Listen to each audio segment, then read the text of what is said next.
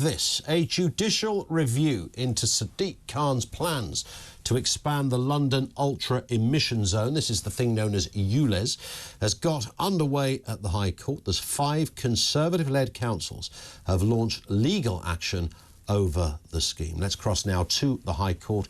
Watching proceedings for TalkTV, our reporter Oliver Whitfield-Mierchich is there. Ollie. Good afternoon, Ian. Yes, that's right. Already the judge in this case has heard the arguments from those 5 councils, including about the consultation period which was launched by the London Mayor. They are claiming that it wasn't fair, it wasn't open, it wasn't transparent enough. And in some parts, it looks like the judge has agreed with their submissions, saying that some of this consultation looked like, and I quote here, word salad. Also questions about the fairness and the legality of the Mayor's expansion of the zone. Remember, it was brought in 2019. It covered central London then expanded to the inner London areas in 2021. Now the view is to have it cover most of Greater London by the end of August. The touted aim is to make London's air cleaner, but you can't shy away from the fact that it's raised £224 million for the Mayor's office last year. That's because if you do not pay the £12.50 a day, then you're handed quite a hefty fine. A number of campaign groups here today opposing the views. We've got here anti-ULEZ campaigners, and joining me now is Alan Miller from the Together Association. Why is it that you're so against ULEZ? Basically, it's undemocratic, it's unnecessary, and it's an attack on ordinary people, both inside London and outside London.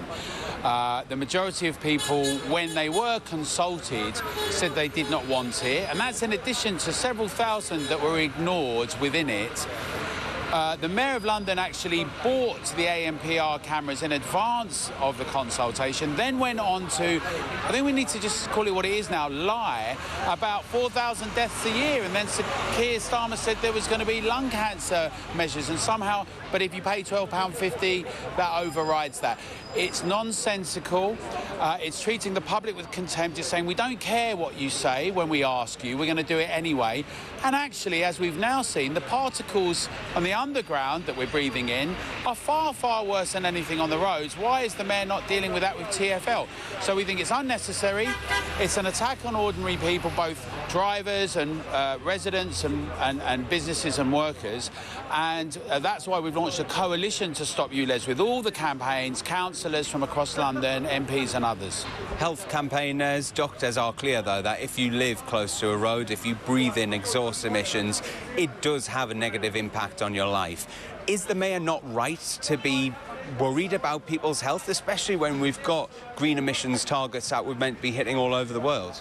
I think it's really important to notice that in the last 4 decades, it's unequivocally the case that Britain and London's air has got so much better, and it's a testament to innovation and technology that that's the case. It's also the case that on all measures and barometers, it's far better than it's ever been before. The question becomes this: when you have these net zero measures that are imposed by people who drive around in jets and private limousines, and you ask people, do you want clean air? Well, in the abstract, we all do, and we all definitely would like better clean air all round. But if you say, would you like to have your incomes restricted? Do you want to stop travel? Do you want to have road closures, like with low traffic neighbourhoods? Do you want to have surveillance and impositions like with ULEZ? Then they say, no, we do not. And I think it's really telling that the anti-democratic impulse to ignore them. The reason why this is happening at the Royal Courts of Justice today with the judicial review, but we're saying as well, it's one thing, you know, we don't want to just leave it in the hands of judges. We're saying that the public should get involved, let their MPs and councillors hear from them, say that they'll be voting on the basis of it. We know that the majority of people in London, as you can hear, are opposed to it, to stop ULEZ. Now, we know that the judge here might have the power to say that Sadiq Khan has got to rerun the consultation, potentially even delay the rollout of the scheme, but it does look like the Mayor is hell-bent on pulling this through. It's one of his key policies that he wants to get through. Are you worried that even if there is a delay, it will still come down the line? I think it's telling that people say that they're democratic, but they just want to do it regardless, and they say we're going to do it and then people will get on with it. Really shows a contempt both for the public and for everything else. It's true that if he loses here now, he can go back to the drawing boards. He has put forward an alternative, right, which is like pay per mile. We know that with the discussion around road charging, digital ID, surveillance, perhaps we're going to be tracked and surveyed. Some people, some technocrats would like that idea. Everything we do, tracked, surveyed, deducted at source, a kind of social credit system. I think the people in London and outside would not like that. We do not want that. We at Together and with the coalitions to stop ULEZ certainly do not want that. We do not want pay per mile. We do not digital ID. We pay enough on road taxes and in fuel charges.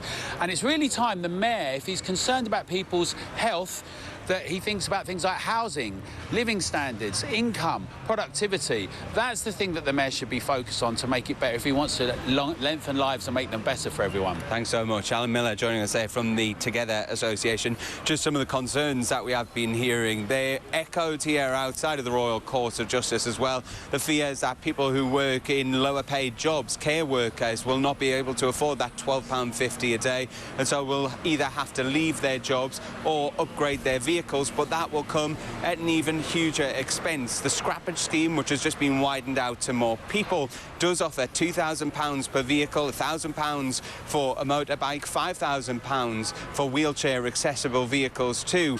But they're saying that actually the cost of new, more cleaner cars is so high, in part because of that chip shortage that we had, as well as the supply chain crisis that we had following COVID. So there are huge calls here for the mayor to change tack. The judge will make his decision at the end of this two-day judicial review taking part in central London.